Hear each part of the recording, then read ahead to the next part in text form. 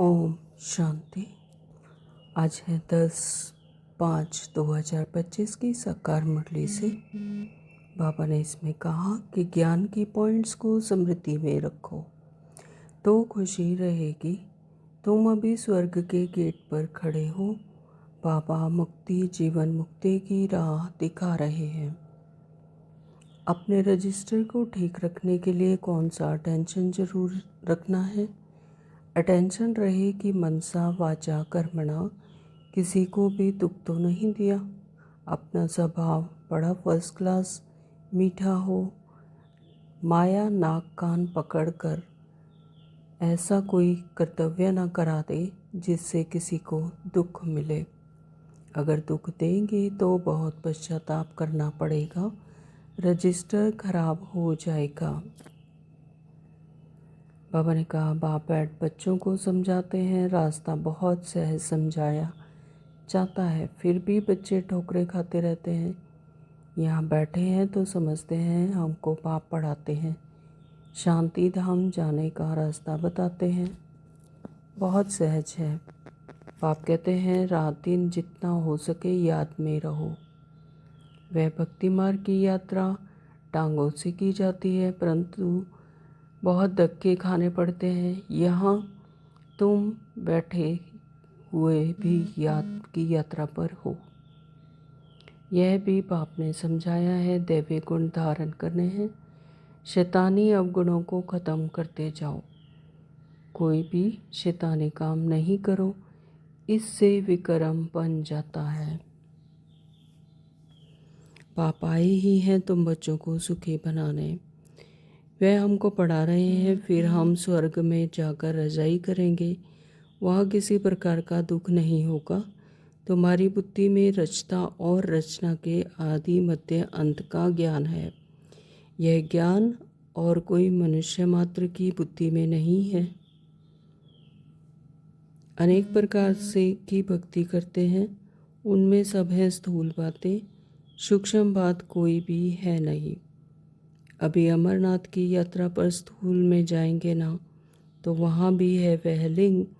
किसके पास जाते हैं मनुष्य कुछ भी नहीं जानते। सतयुग में भक्ति होती नहीं, वहाँ है ही सुख। जहाँ भक्ति है वहाँ दुख है। यह गोले का चित्र भी बड़ा अच्छा है। बाबा ने कहा स्वर्ग का गेट इसमें बड़ा क्लियर है। यह बुद्धि में रहना चाहिए। यह बुद्धि में रहना चाहिए कि अब हम स्वर्ग के गेट पर बैठे हैं। बहुत खुशी होनी चाहिए। ज्ञान की पॉइंट्स को याद करते तुम बच्चे बहुत खुशी में रह सकते हो। जानते हो अभी हम स्वर्ग के गेट में जा रहे हैं। वहाँ बहुत थोड़े मनुष्य होते हैं। कलयुग की आयु हजारों वर्ष कह देते हैं, तो बेचारे अंधकार में है ना। जैसे बैरिस्ट्री योग इंजीनियरिंग योग होता है, पढ़ने वाले को टीचर की ही याद रहती है। बैरिस्ट्री के ज्ञान से मनुष्य बैरिस्टर बन जाएगा। यह है राजयोग। हमारी बुद्धि का योग है परमात्मा परमपिता परमात्मा के साथ। इसमें तो खुशी का एकदम पारा चढ़ जाना चाहिए। बहुत मीठा बनना है। स्वभाव बड़ा फर्स्ट क्लास होना चाहिए। कोई को भी दुख ना मिले। चाहते भी हैं कि किसी को दुख ना देवे, परंतु फिर भी माया नाक कान से पकड़कर भूल करा देती है। फिर अंदर पछताते हैं हमने नाहे कि उनको दुख दिया। परंतु रजिस्टर में तो खराबी आ गई ना, तो ऐसी कोशिश करनी चाहिए किसी को भी मनसा वाचा कर्मणा दुख ना देवे। बाप आते ही हैं हमको ऐसा देवता बनाने। ज्ञान और भक्ति क्या है। ज्ञान इस तरफ और भक्ति उस तरफ। उनके स्वर्ग उनके नरक बिल्कुल क्लियर हैं। तुम बच्चे अभी जो पढ़ते हो यह बहुत सहज है।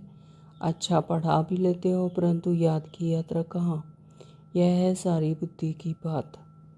हमको बाप को याद करना है। इसमें ही माया फतकाती है, एकदम योग तोड़ देती है। बाप कहते हैं तुम सब योग में बहुत कमज़ोर हो। अच्छे अच्छे महारथी भी बहुत कमज़ोर हैं, समझते हैं इनमें यह ज्ञान बड़ा अच्छा है इसलिए महारथी हैं। बाबा कहते हैं घोड़ेसवार प्यादे हैं, महारथी वह जो याद में रहते हैं। उठते बैठते याद में रहें तो विक्रम विनाश होंगे, पावन होंगे, नहीं तो सजा भी खानी पड़ेगी। अनेक प्रकार की माया आती है, संपूर्ण तो कोई बना नहीं है।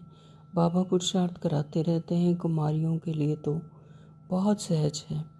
इसमें अपनी मजबूती चाहिए, अंदर की सच्चाई चाहिए। मेहनत बगैर कुछ भी मिलता नहीं।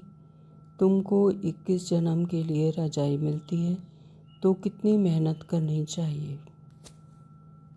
बाबा ने कहा तकदीरवान बच्चे ही शरीर का भान भूल अपने को अशरीरी समझ बाप को याद करने का पुरुषार्थ कर सकते हैं।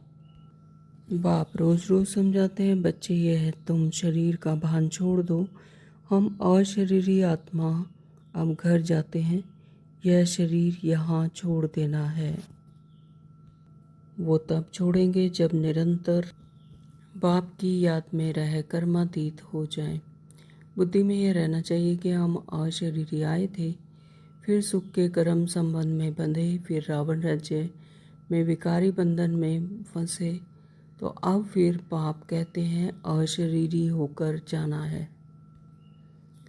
अपने को आत्मा समझ मुझे याद करो। आत्मा ही पतित बनी है, आत्मा कहती है हे पतित पावन आओ। तो अभी तुमको पतित से पावन होने की युक्ति भी बतलाते रहते हैं।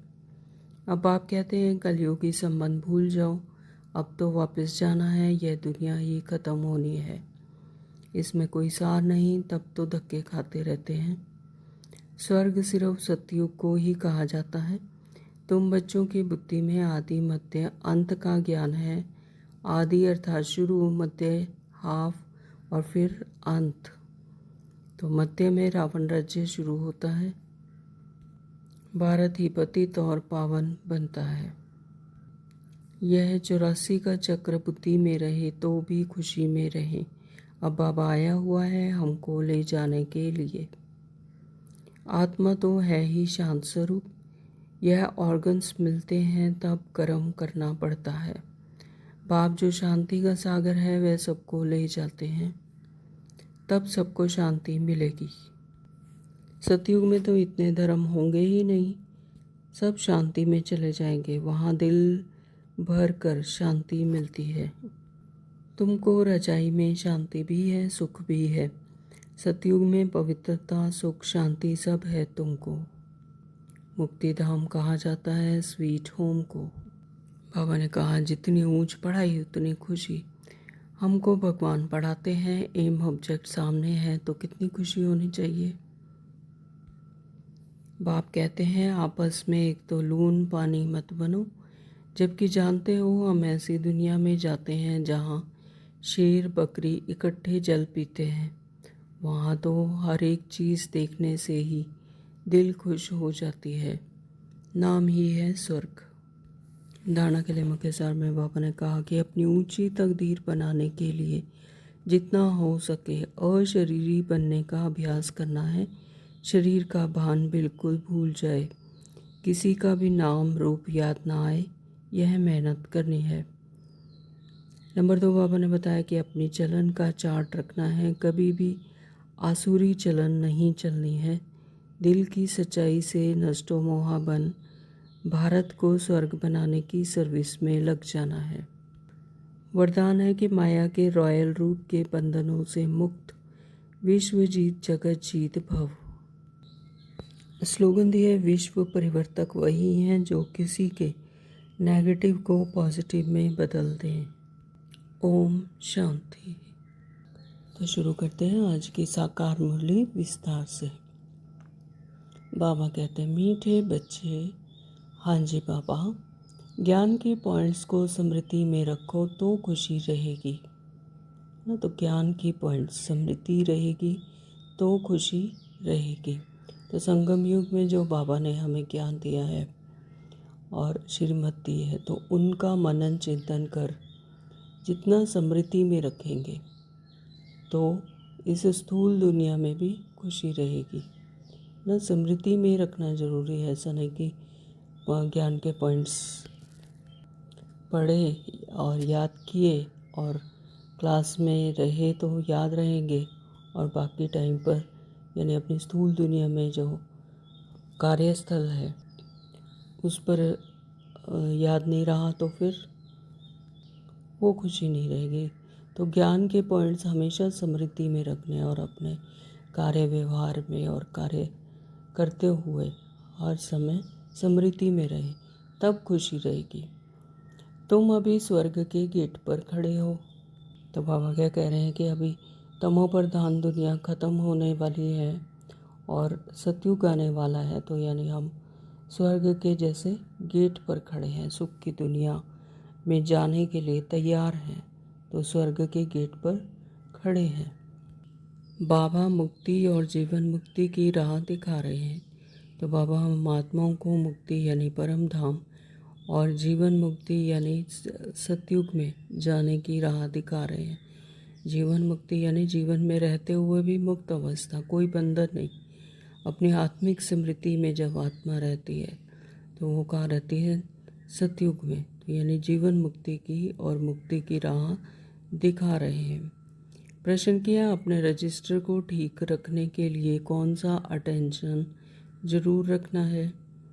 तो बाबा ने उत्तर दिया कि अटेंशन रहे कि मनसा वाचा कर्मणा किसी को भी दुख तो नहीं दिया, है ना। तो ये अटेंशन हमेशा ही रहे, मनसा वाचा कर्मणा, कि किसी को दुख तो नहीं दिया। दुख देना क्या है? विकर्म है। तो इस संगम युग पर तो हमें क्या बनना है? कर्मा अतीत, किसी से भी कोई हिसाब किताब ना रहे। अपना स्वभाव बड़ा फर्स्ट क्लास मीठा हो, माया नाक कान पकड़कर ऐसा कोई कर्तव्य ना करा दे जिससे किसी को दुख मिले, है ना। तो हमेशा ही अपने आत्मिक स्मृति में रहना, तो फिर अपना स्वभाव भी कैसा होगा? फर्स्ट क्लास और मीठा हो जाएगा, क्योंकि आत्मा तो है ही सत्य स्वरूप में मीठी और फर्स्ट क्लास। जब आत्मिक स्मृति नहीं रहता तो आत्मा परमात्मा की याद नहीं रहती, तो फिर माया क्या करती है? नाक कान से पकड़कर ऐसा कर्तव्य करा देती है जिससे किसी न किसी को दुख मिल जाता है। तो अगर दुख देंगे तो बहुत पश्चाताप करना पड़ेगा, है ना। तो देह भान में आकर तो दुख दे दिया, लेकिन फिर उसका पश्चाताप होता है कि ऐसा क्यों किया, ऐसा नहीं होना चाहिए था, यानी रजिस्टर खराब हो जाएगा। यहाँ पर यानी रोल का भी जो रजिस्टर है उसे भी साफ़ सुथरा रखना है।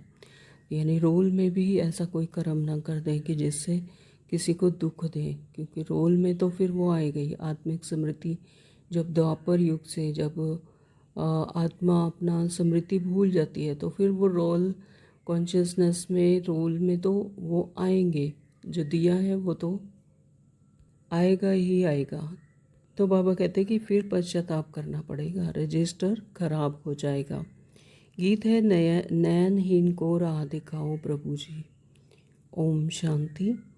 बाप बैठ बच्चों को समझाते हैं, रास्ता बहुत सहज समझाया जाता है, फिर भी बच्चे ठोकरें खाते रहते हैं ना। तो बाप बैठ बच्चों को समझाते हैं कि रास्ता तो बहुत सहज समझाया जाता है, फिर भी लेकिन बच्चे ठोकरें खाते रहते हैं। क्यों? यहाँ बैठे हैं तो समझते हैं, हमको बाप पढ़ाते हैं, शांति धाम जाना का रास्ता बताते हैं, बहुत सहज है। बाप कहते हैं दिन रात जितना हो सके याद में रहो। तो मेन बात है कि याद में रहने की। तो बाबा कहते हैं कि दिन रात जितना हो सके, है ना, याद में रहो। वह भक्ति मार्ग की यात्रा टांगों की जाती है। तो भक्ति मार्ग में तीर्थ यात्रा करते हैं तो यानी पैरों से चल कर, टांगों से की जाती है, परंतु धक्के खाने पड़ते हैं। यहाँ तुम बैठे हुए भी याद की यात्रा पर रहो। तो यहाँ पर ज्ञान मार्ग में तो ऐसा कुछ कहीं पर जाने की, धक्के खाने की कोई ज़रूरत ही नहीं। तो यहाँ पर तो सिर्फ क्या है? स्मृति से, है ना, बाप की याद में रहना है। तो यह भी बाप ने समझाया है, दैवी गुण धारण करने हैं। शैतानी अवगुणों को ख़त्म करते जाओ। कोई भी शैतानी काम नहीं करो, इससे विक्रम बन जाता है। तो बाबा क्या कह रहे हैं कि दैवीय गुण धारण करो, जो हमें दैवीय गुण मिले हुए हैं उन्हें धारण करो। शैतानी अवगुणों को ख़त्म करते जाओ। कोई भी शैतानी काम नहीं करो, इससे विक्रम बन जाता है। बाप आए ही हैं तुम बच्चों को सदा सुखी बनाने। कोई बादशाह का बच्चा हो तो वह बाप को और रजाई को देख खुश होगा ना। तो बल रजाई है, परंतु फिर भी शरीर के रोग आदि तो होते ही हैं। यहाँ तुम बच्चों को निश्चय है कि शिव बाबा आया हुआ है, वह हमको पढ़ा रहे हैं। फिर हम स्वर्ग में जाकर रजाई करेंगे, वहाँ किसी प्रकार का दुख नहीं होगा। कहाँ? स्वर्ग में। मतलब तो अगर स्थूल दुनिया में अगर कोई बादशाह का बच्चा है, बड़े साहूकार का या बादशाह का बच्चा है, तो वो बाप को और अपने रजाई को देखकर खुश होगा। लेकिन बाबा कहते हैं भले रजाई है, लेकिन शरीर में तो रोग आदि होते हैं। लेकिन स्वर्ग में जाकर जो रजाई करेंगे, वहाँ किसी प्रकार का कोई दुख नहीं होगा। तो बाबा हमें उस रजाई के मालिक बनाते हैं। तो तुम्हारी बुद्धि में रचना और रचना के आदि मध्य अंत का ज्ञान है। यह ज्ञान और कोई मनुष्य मात्र की बुद्धि में नहीं है। तुम बच्चे भी अभी समझते हो कि हम आगे हमारे में ज्ञान नहीं था, यानी पहले हमें ज्ञान नहीं था और बाप को हम नहीं जानते थे। मनुष्य भक्ति को बहुत उत्तम समझते हैं, अनेक प्रकार की भक्ति करते हैं। उनमें सब हैं स्थूल बातें, सूक्ष्म बात कोई भी है नहीं। अभी अमरनाथ की यात्रा पर स्थूल में जाएंगे ना, तो वहाँ भी है वह लिंग। किसके पास जाते हैं? मनुष्य कुछ भी नहीं जानते। अभी तुम बच्चे कहाँ भी धक्के खाने नहीं जाएंगे। तुम जानते हो हम पढ़ते ही हैं नई दुनिया के लिए, जहाँ यह वेद शास्त्र आदि होते ही नहीं। तो वेद शास्त्र जो है वो भी किसने बनाए? मनुष्य ने बनाए, देवभान में बनाए। जैसे जैसे जिसको समृद्धि आती रही और वैसे ही वो शास्त्र बनते चले गए।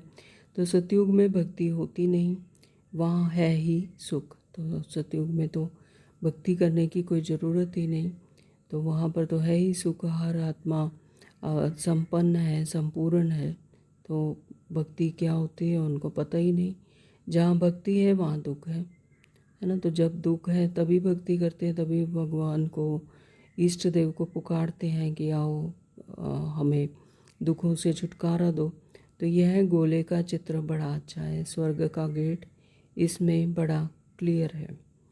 तो यह बुद्धि में रहना चाहिए। अभी हम स्वर्ग के गेट पर बैठे हैं, स्वर्ग के गेट पर बैठे हैं, यानी नई दुनिया में जाने के लिए तैयार हैं और श्रीमत पर चलकर दैवीय गुण धारण करके ना सतयुग में नई दुनिया में जाते हैं। तो बाबा कहते बहुत खुशी होनी चाहिए ज्ञान की पॉइंट्स को याद करते। तुम बच्चे बहुत खुशी में रह सकते हो। जानते हो अभी हम स्वर्ग के गेट में जा रहे हैं, वहाँ बहुत थोड़े मनुष्य होते हैं। कहाँ पर? सतयुग में है। तो वहाँ पर जिनकी प्रारब्ध होगी सतयुग की, वही जाएंगे। तो यहाँ कितने ढेर मनुष्य हैं? तो यहाँ कलयुग में तो बहुत ढेर मनुष्य हैं। कितने धक्के खाते रहते हैं, दान पुण्य करना, साधुओं के पिछाड़ी भटकना कितना है, फिर भी पुकारते रहते हैं हे प्रभु नैनहीन को राह दिखाओ। राह हमेशा मुक्ति, जीवन मुक्ति की चाहते हैं। नैनहीन को राह दिखाओ, यानी ये स्थूल आंखों की बात नहीं, बल्कि वो ज्ञान की बात है कि न ज्ञान श्रीमत की वो राह दिखाओ। राह हमेशा मुक्ति और जीवन मुक्ति की चाहते हैं। यह पुरानी दुख की दुनिया है, सो भी तुम जानते हो, मनुष्यों को पता ही नहीं। कलयुग की आयु हजारों वर्ष कह देते हैं, तो बेचारे अंधकार में है ना। तो बाबा क्या कह रहे हैं कि जिन्हें ये पता ही नहीं कि कलयुग की कितनी आयु है, तो वो कलयुग की हजारों वर्ष ही कह देते हैं। लेकिन एक कल्प है वो ही क्या है 5000 वर्ष का। ऐसा नहीं कि कलयुग के ही बहुत सारे आयु 1000 वर्ष हैं। तो बाबा कहते हैं कि वह बेचारे अंधकार में है ना, यानी ज्ञान नहीं है। तुम्हारे में भी नंबरवार हैं जो जानते हैं बरोबर हमारा बाबा हमको राजयोग सिखला रहे हैं। जैसे बैरिस्ट्री योग, इंजीनियरिंग योग होता है ना, तो जो स्थूल पढ़ाई करते हैं तो उनका भी क्या है, अपने पढ़ाने वाले से योग लगा रहता है। तो बाबा कहते हैं पढ़ने वालों को टीचर की ही याद रहती है, तो उन्हें भी ये होना रहता है, उन्हें भी ये शौक़ रहता है कि और खुशी रहती है कि ये टीचर हमें ये बैरिस्टर, ये इंजीनियर बनाएंगे। तो बैरिस्ट्री के ज्ञान से मनुष्य बैरिस्टर बन जाएगा। तो यह है राजयोग। लेकिन हमारा क्या है, राजयोग हमारी बुद्धि का योग है परम पिता परमात्मा के साथ। तो कितनी खुशी की बात है कि हमारा बुद्धि योग किसके साथ है, स्वयं परम पिता परमात्मा के साथ, है ना, रचनाकार के साथ। तो इसमें तो खुशी का एकदम पारा चढ़ जाना चाहिए। बहुत मीठा बनना है तो कितनी खुशी रहनी चाहिए। स्वभाव बड़ा फर्स्ट क्लास होना चाहिए। तो स्वभाव भी कैसा होना चाहिए, दैवीय गुणों वाला, यानी फर्स्ट क्लास। तो कोई को भी दुख ना मिले। तो हमसे कोई को भी मनसा वाचा कर्मणा किसी को भी दुख ना मिले। चाहते भी हैं किसी को दुख ना देवें, परंतु फिर भी माया नाक कान से पकड़कर भूल करा देती है ना। तो ऐसा चाहते भी हैं कि किसी को दुख ना दे, लेकिन फिर भी माया क्या करती है, नाक कान से पकड़कर भूल करा देती है। तो वो कब होता है, जब अपनी आत्मिक स्मृति भूलते हैं, परमात्मा की याद भूलते हैं। तो बुद्धि योग हमेशा परमात्मा से लगा रहे, आत्मिक स्मृति रहे कि मैं हूँ ही आत्मा, और दूसरों के प्रति भी यही स्मृति रहे कि यह भी आत्मा है। तो फिर भूल का कोई चांस नहीं। तो फिर अंदर पछताते हैं हमने नाहेक ही उनको दुख दिया है। तो जब माया नाक कान से पकड़कर भूल करा देती है, यानी आत्मिक स्मृति में नहीं रहते और परमात्मा की याद भूल जाते हैं, तो फिर अंदर पछताते हैं कि हमने नाहेक ही किसी को दुख दिया। लेकिन फिर पछताने से क्या फ़ायदा, क्योंकि रजिस्टर में तो खराबी आ गई ना। तो ऐसी कोशिश करनी चाहिए कि किसी को भी मनसा वाचा कर्मणा दुख ना देवे। तो बाबा क्या कह रहे हैं कि ऐसी कोशिश करनी चाहिए। हाँ, तो यहाँ पर हमें ये भी प्रारब्ध बनानी कि किसी को भी मनसा वाचा कर्मणा दुख ना देवें। सिर्फ इसे ये सोच के नहीं छोड़ देना कि रोल कॉन्शियसनेस में हो रहा है, रोल में हो रहा है, मैं तो आत्मा हूँ, है ना, तो रोल में जो हो रहा है होने दो।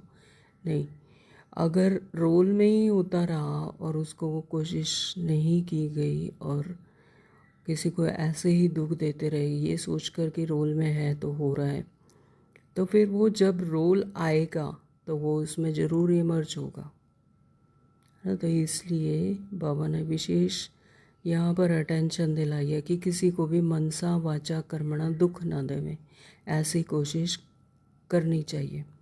बाप आते ही हैं हमको देवता बनाने।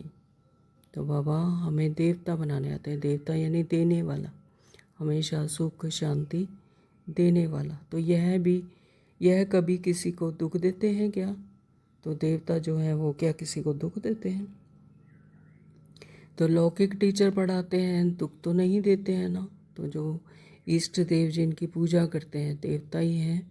तो देवता की इष्ट की जो अभी भी जो चित्र हैं या मूर्तियां हैं, उनसे भी कितनी सुख की, आनंद की वाइब्रेशन अभी भी आती है ना। तो जो मनुष्य हैं उनके आगे जाकर अभी भी अपनी झोली फैलाते हैं कि सुख दो, शांति दो और उनकी मनोकामनाएं पूरी करो। तो वो किस कदर मतलब देवता थे, देने वाले। तो यह कभी किसी को दुख देते हैं क्या? बाबा कहते हैं कि लौकिक टीचर पढ़ाते हैं, दुख तो नहीं देते हैं ना। हाँ, बच्चे नहीं पढ़ते हैं तो कोई सजा आदि देते हैं। तो जो लौकिक टीचर भी हैं स्कूल में भी, तो वो अपने आप को, है ना, टीचर की डेफिनेशन ही कहते हैं कि अपने आप को जलाकर रोशनी देना, यानी दुख नहीं देते। लेकिन बच्चे अगर नहीं पढ़ते हैं तो फिर सजा आदि देते हैं उनके भले के लिए। तो आजकल मारने का भी कायदा निकाल दिया है। तुम रूहानी टीचर हो, तुम्हारा काम है पढ़ाना और साथ साथ मैनर्स सिखलाना।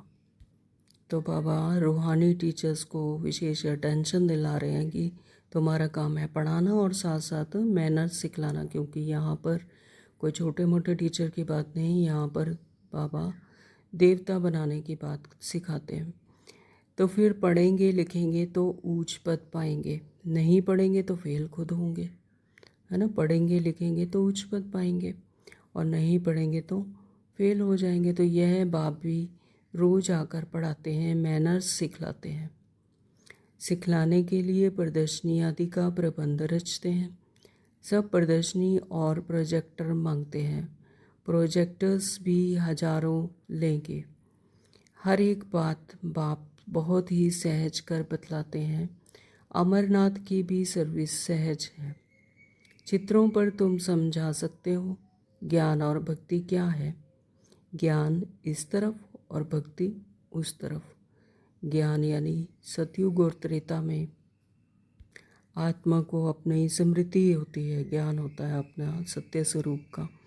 और भक्ति उस तरफ यानी वहाँ पर द्वापर और कलयुग में चलती है भक्ति, कि जब आत्माएं परमात्मा को दुखी होकर अशांत होकर पुकारती हैं तो उनसे स्वर्ग और उनसे नरक बिल्कुल क्लियर है। तुम बच्चे अभी जो पढ़ते हो वह बहुत सहज है, अच्छा पढ़ा भी लेते हो, परंतु याद की यात्रा कहाँ, है ना। तो बाबा कहते हैं पढ़ते भी हो सहज, ज्ञान सहज है, अच्छा पढ़ भी लेते हो, पढ़ा भी लेते हो, लेकिन फिर याद की यात्रा कहाँ है। तो यह है सारी बुद्धि की बात। हमको बाप को याद करना है, इसमें ही माया फतकाती है, यानी इसमें ही माया हरा देती है, एकदम योग तोड़ देती है। बाप कहते हैं तुम सब योग में बहुत कमज़ोर हो। अच्छे अच्छे महारथी भी बहुत कमज़ोर हैं। समझते हैं इनमें यह ज्ञान बड़ा अच्छा है इसलिए महारथी हैं। लेकिन बाबा क्या कहते हैं कि घोड़ेसवार प्यादे हैं, महारथी वह हैं जो याद में रहते हैं। हाँ, तो जो याद में रहते हैं बाबा उन्हें महारथी कहते हैं। उठते बैठते याद में रहें तो विक्रम विनाश होंगे, पावन होंगे, नहीं तो सजा भी खानी पड़ेगी। तो सदा की याद, उठते बैठते मनसा वाचा कर्मणा हमेशा ही परमात्मा की याद रहे, तब बाबा कहते हैं कि विक्रम विनाश होंगे और पावन होंगे, नहीं तो फिर सजा खानी पड़ेगी। यानी जब अपने सत्य स्वरूप को ही भूल जाते हैं तो वह भी क्या है, एक सजा है, और पद भी भ्रष्ट हो जाएगा। इसलिए अपना चार्ट रखो तो तुमको मालूम पड़ेगा। बाबा खुद बतलाते हैं कि मैं भी पुरुषार्थ करता हूँ, घड़ी घड़ी बुद्धि और तरफ चली जाती है। बाबा के ऊपर तो बहुत फिक्रात रहती है ना, तुम तीखे जा सकते हो। फिर साथ में अपनी चलन भी सुधारनी है, पवित्र बनकर, और फिर विकार में गिरा तो कमाई चट हो जाएगी।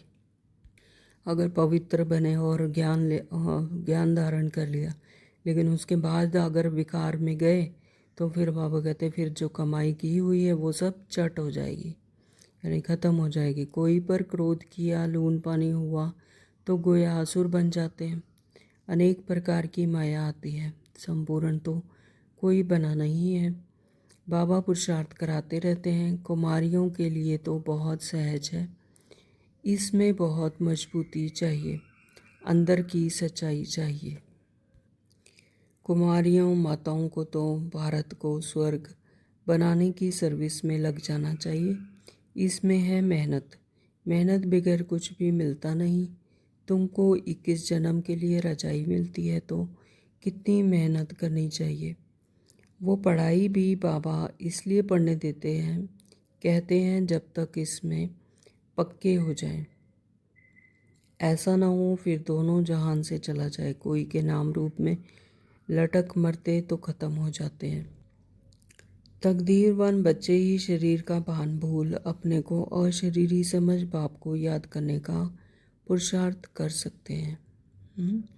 तो बाबा क्या कह रहे हैं कि तकदीरवान बच्चे, जो तकदीरवान बच्चे हैं वही फिर शरीर का भान भूल कर अपने आप को अशरीरी समझ कर फिर याद करने का पुरुषार्थ कर सकते हैं। तो बाप रोज़ रोज़ समझाते हैं बच्चे तुम शरीर का भान छोड़ दो, हम अशरीरी आत्मा अब घर जाते हैं।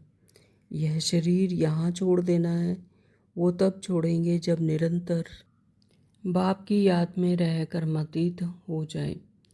इसमें बुद्धि की बात है, परंतु किसकी तकदीर में नहीं है तो तदबीर क्या करें।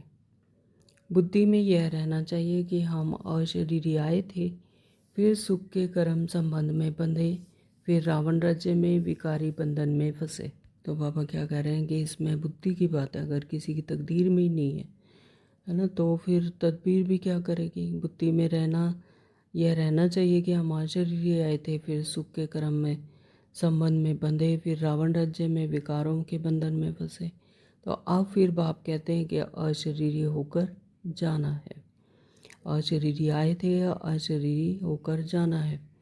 तो अपने को आत्मा समझ मुझे याद करो। आत्मा ही पतित बनी है। आत्मा कहती है, हे पतित पावन आओ। अभी तुमको पतित से पावन होने की युक्ति भी बतलाते रहते हैं। आत्मा है ही अविनाशी। तुम आत्मा यहाँ शरीर में आई हो पाठ बजाने। यह भी अब बाप ने समझाया है।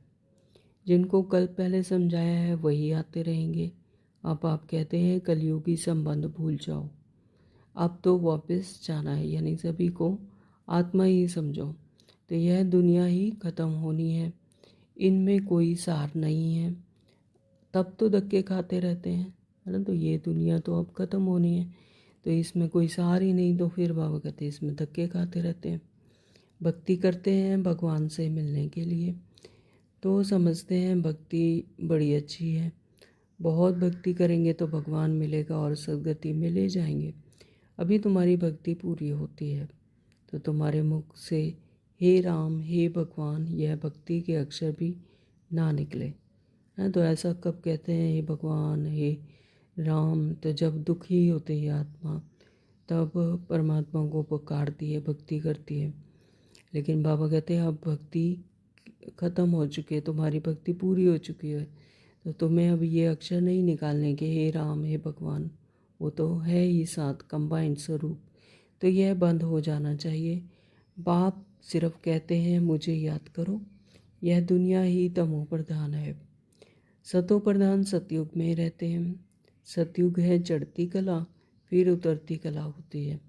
तो सतयुग है चढ़ती कला, फिर उतरती कला होती है, यानी सतयुग में संपूर्ण होती है आत्मा, संपन्न होती है, फिर धीरे धीरे उतरती जाती है। तो त्रेता को भी वास्तव में स्वर्ग नहीं कहा जाता है। स्वर्ग सिर्फ सतयुग को ही कहा जाता है। तो त्रेता में भी 2% जो आत्मा की परसेंटेज डिप्लीट होना शुरू हो जाती है, तो बाबा कहते हैं उसे भी पुनर्वृत्ति से स्वर्ग नहीं कहा जाता। स्वर्ग सिर्फ सतयुग को कहते हैं जहाँ पर आत्मा संपूर्ण और संपन्न है। तुम बच्चों की बुद्धि में आदि मध्य अंत का ज्ञान है। आदि अर्थात शुरू और मध्य यानी हाफ और फिर अंत। तो मध्य में रावण राज्य शुरू होता है। बाप भारत में ही आते हैं, है ना। तो भारत तो ही वो खंड है जहाँ पर परमात्मा आते हैं। तो भारत ही पतित और पावन बनता है। तो भारत ही सबसे ज़्यादा पतित बनता है और भारत ही सबसे ज़्यादा पावन बनता है। तो 84 जन्म भी भारतवासी ही लेते हैं, बाकी तो नंबरवार धर्म वाले आते हैं। तो जैसे कि कल्प वृक्ष में दिखाया है कि यार बाकी जो धर्म है वो अपने अपने समयानुसार बाद में आते हैं। तो झाड़ वृद्धि को पाता है, फिर उस समय ही आएंगे। तो यह बातें और किसी की बुद्धि में नहीं होंगी। तुम्हारे में भी सब धारण नहीं कर सकते हैं। यह 84 का चक्र बुद्धि में रहे तो भी खुशी में रहे। अब बाबा आया हुआ है हमको ले जाने के लिए। सच्चा सच्चा माशूक आया हुआ है जिसको हम भक्ति मार्ग में बहुत याद करते थे। वह आए हैं हम आत्माओं को वापस ले जाने के लिए। मनुष्य मात्र यह नहीं जानते कि शांति भी किसको कहा जाता है। तो मनुष्य मात्र जिन्हें परमात्मा की श्रीमत पर नहीं है, तो बाबा कहते कि उन्हें शांति किसको कहा जाता है ये पता ही नहीं। आत्मा तो है ही शांत स्वरूप। तो आत्मा जो स्वयं ही हम क्या है, शांत स्वरूप आत्मा हमारा निजी गुण है, हमारा मूल गुण है। तो यह ऑर्गन्स मिलते हैं तब कर्म करना पड़ता है। यह ऑर्गन्स मिलते हैं यानी देह मिलती है तब हम कर्म करते हैं।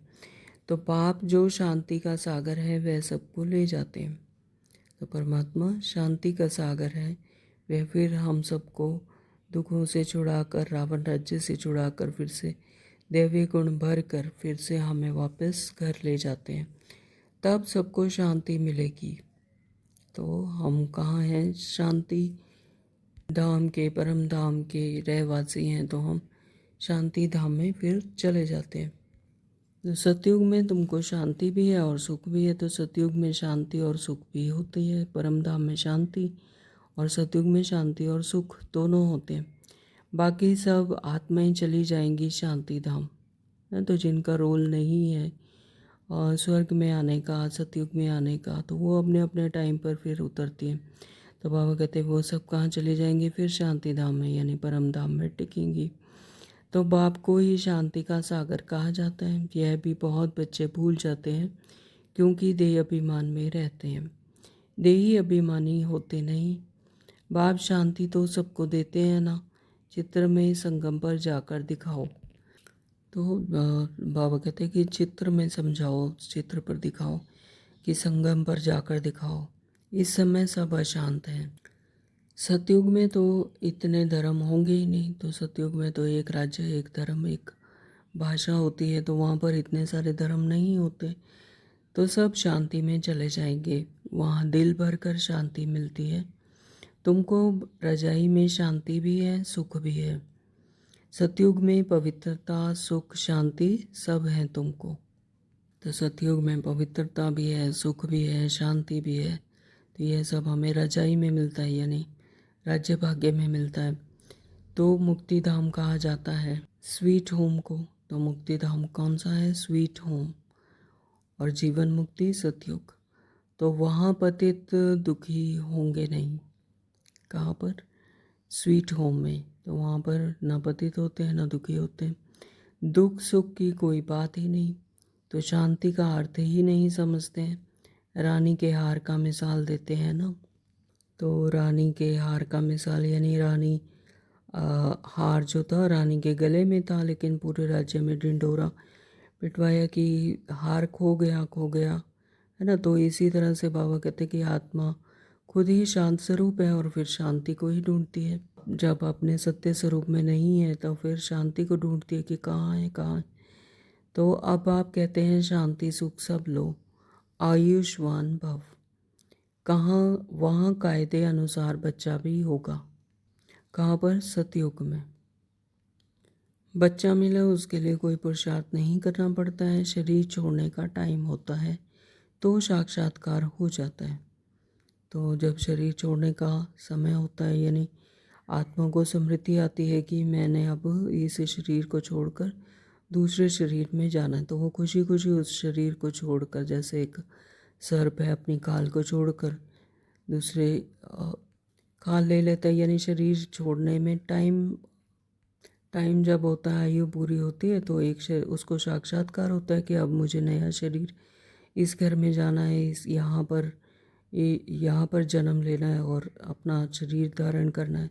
तो ऐसे साक्षात्कार हो जाता है और शरीर खुशी खुशी से छोड़ देते हैं।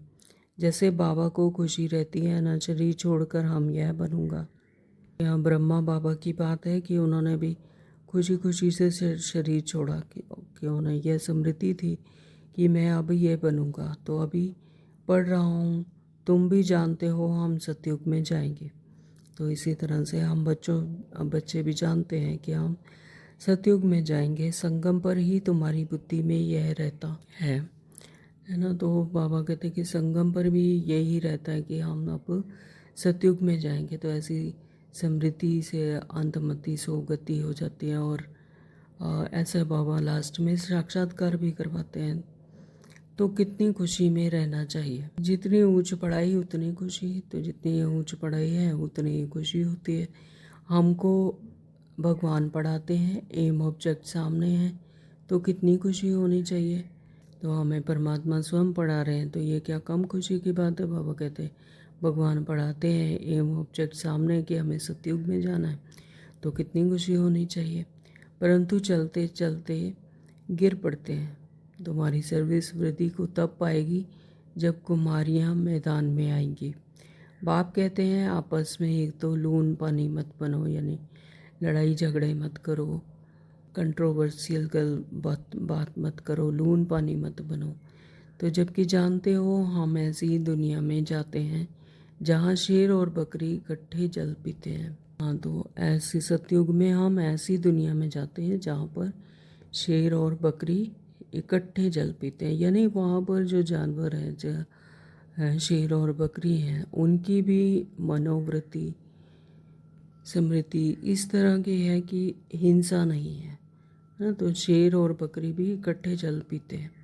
तो सतयुग में हर एक आत्मा की भी इसी तरह से क्रोध नहीं करती, मीठा स्वभाव होता है, किसी को दुख देने की कोई मनसा नहीं होती। हर आत्मा अपने आप में संपूर्ण है, संपन्न है ना। तो कोई तेरा मेरा नहीं, कोई संकल्प सभी के एक ही तरह के चलते हैं। तो बाबा कहते हैं हम ऐसी दुनिया में जाते हैं जहाँ शेर और बकरी भी इकट्ठे जल पीते हैं। तो यानी वहाँ कोई हिंसा की बात ही नहीं, हिंसा की कोई वृत्ति नहीं।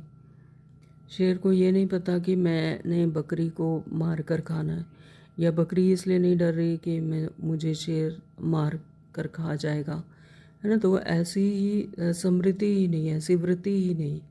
वहाँ तो हर एक चीज़ देखने से ही दिल खुश हो जाती है, यानी कोई किसी से घृणा नहीं कर रहा, कोई किसी से दुख नहीं ले रहा, ना दुख दे रहा ना दुख ले रहा। हर चीज़ को ही देखने से ही दिल खुश हो जाते हैं। क्यों? उसके पीछे क्या है? स्मृति नेक है, स्मृति आत्मिक है। तो ये गुण हमें यहीं से संगम युग से धारण कर कर जाना है, जो कि वहाँ पर इमर्ज होंगे। नाम ही है स्वर्ग। तो कुमारियाँ लौकिक माँ बाप को बोलें, अभी हम वहाँ जाने की तैयारी कर रहे हैं, पवित्र तो जरूर बनना है। बाप कहते हैं काम महाशत्रु है, अब मैं योगिन बनी हूँ इसलिए पतित नहीं बन सकती।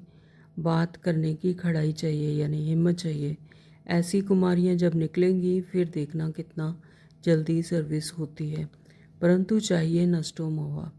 एक बार मर गई तो फिर याद क्यों नहीं आनी चाहिए। नष्टो मोहा यानी देह भान से मर गए जैसे। तो बाबा कहते कि एक बार मर गए तो फिर याद क्यों आनी चाहिए। परंतु बहुतों को घर की, फिर बच्चों की, आदि की याद आती रहती है। फिर बाप के साथ योग कैसे लगेगा। इसमें तो यही बुद्धि में रहे कि हम बाबा के हैं, यह पुरानी दुनिया अब खत्म हुई पड़ी है। बाप कहते हैं मुझे याद करो। अच्छा, मीठे मीठे सिखलते बच्चों प्रति माता पिता बाप दादा का याद प्यार और गुड मॉर्निंग। रूहानी बाप की रूहानी बच्चों को नमस्ते। हम रूहानी बच्चों की रूहानी बाप दादा को नमस्ते जी, नमस्ते जी, नमस्ते जी। शुक्रिया बाबा, आपका बहुत बहुत शुक्रिया। धारणा के लिए मुक्तसार में बाबा ने कहा कि अपनी ऊंची तकदीर बनाने के लिए जितना हो सके अशरीरी बनने का अभ्यास करना है। अशरीरी बनने का, आत्मिक स्मृति में रहने का अभी अभ्यास करना है। उच्च तकदीर बनाने का यह संगम युग ही समय है जिसमें कमाई करती है आत्मा। तो शरीर का भान बिल्कुल भूल जाए, किसी का भी नाम रूप याद ना आए, क्योंकि देह याद आई तो फिर देह की सभी बातें, देह के कार्य याद आएंगे।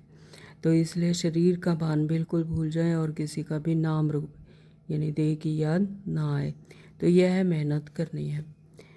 नंबर 2, बाबा ने कहा कि अपनी चलन का चार्ट रखना है, कभी भी आसुरी चलन नहीं चलनी है ना। तो अपनी चलन का, अपनी सेल्फ चेकिंग करनी है, चेक एंड चेंज। कभी भी आसुरी चलन नहीं चलनी है। दिल की सच्चाई से नष्टो मोहाबन भारत को स्वर्ग बनाने की सर्विस में लग जाना है। वरदान दिया है बाबा ने, माया के रॉयल रूप के बंधनों से मुक्त, विश्व जीत जगत जीत भव।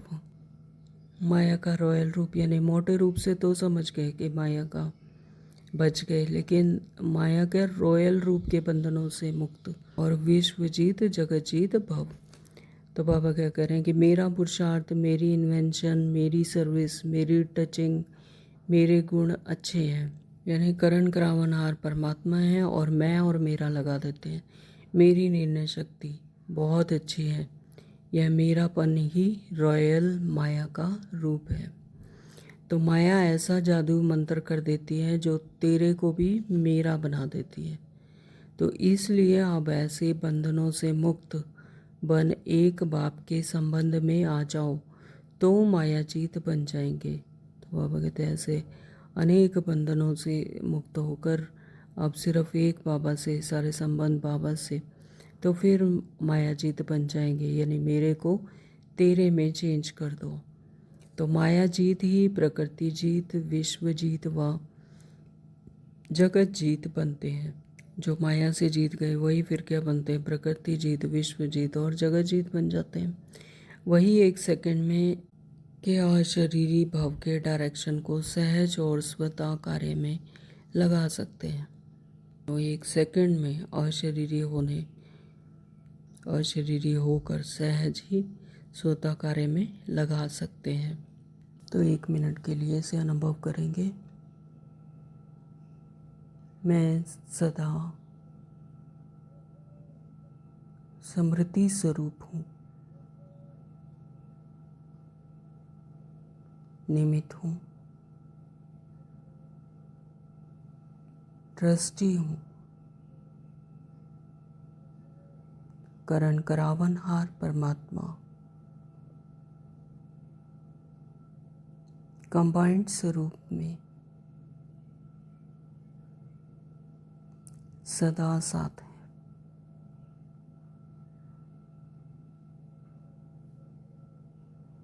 मैं दिव्य आत्मा हूँ, इस शरीर को जलाने वाली शक्ति हूँ।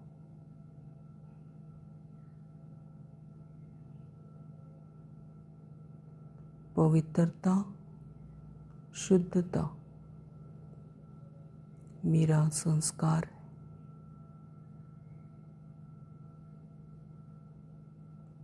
सभी परिस्थितियों के बीच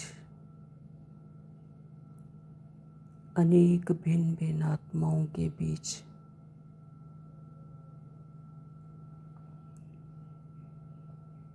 मैं आत्मा उपराम अवस्था में स्थित हूँ।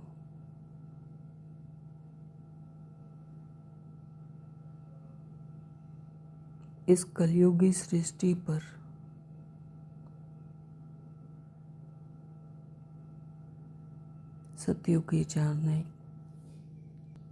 सतयुगी दुनिया में जाने के लिए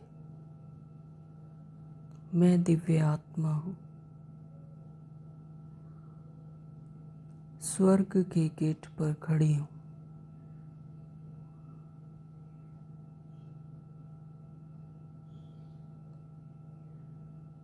मेरे हर कर्म में दिव्यता है। मैं सतयुगी आत्मा उस अगरबत्ती की तरह से हूँ जिसके महकते ही सारा वातावरण महकने लगता है। मैं दिव्य आत्मा भी परमात्म अलौकिकता से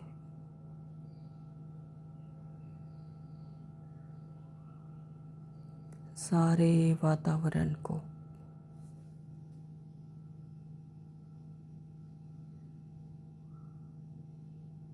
महकाने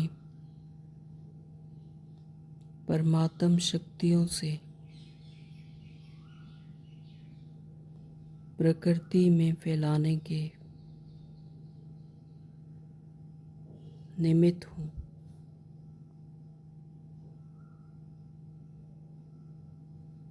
मैं प्रकृति जीत, विश्व जीत, जगत जीत आत्मा हूँ। ओम शांति। तो स्लोगन दिया बाबा ने आज, विश्व परिवर्तक वही है जो किसी के नेगेटिव को पॉजिटिव में बदल दे, यानी कोई भी बात अगर नेगेटिव भी है तो उसे अपने संकल्प और श्रीमत के आधार पर अपने संकल्प से, सोच से पॉजिटिव में बदल दे। यह हमेशा यही स्मृति में रहे कि ड्रामा कल्याणकारी है, एक्यूरेट है, ड्रामा पर पूरा निश्चय। ये पेपर है ना, कोई परिस्थिति आती है तो यही समझ कर कि यह पेपर है, टेस्ट है, और परिस्थिति जो है वो हम महावीर बनाने के लिए आई है, मजबूत बनाने आई है, तो उसे नेगेटिव को पॉजिटिव में बदल सकते हैं। ओम शांति। आज के अव्यक्त इशारे हैं, रूहानी रॉयल्टी और प्योरिटी की पर्सनैलिटी धारण करो। आपका स्वस्वरूप पवित्र है। स्वधर्म अर्थात आत्मा की पहली धारणा पवित्रता है। स्वदेश पवित्र देश है। स्वराज्य पवित्र राज्य है। तो स्व का यादगार परम पवित्र पूज्य है। कर्मेंद्रियों का अनादि स्वभाव सुकर्म है। बस यही सदा स्मृति में रखो तो मेहनत और हट से छूट जाएंगे, पवित्रता वरदान रूप में धारण कर लेंगे। स्वस्वरूप भी पवित्र है, स्वधर्म भी, स्वदेश भी पवित्र है और स्वराज्य भी पवित्र है।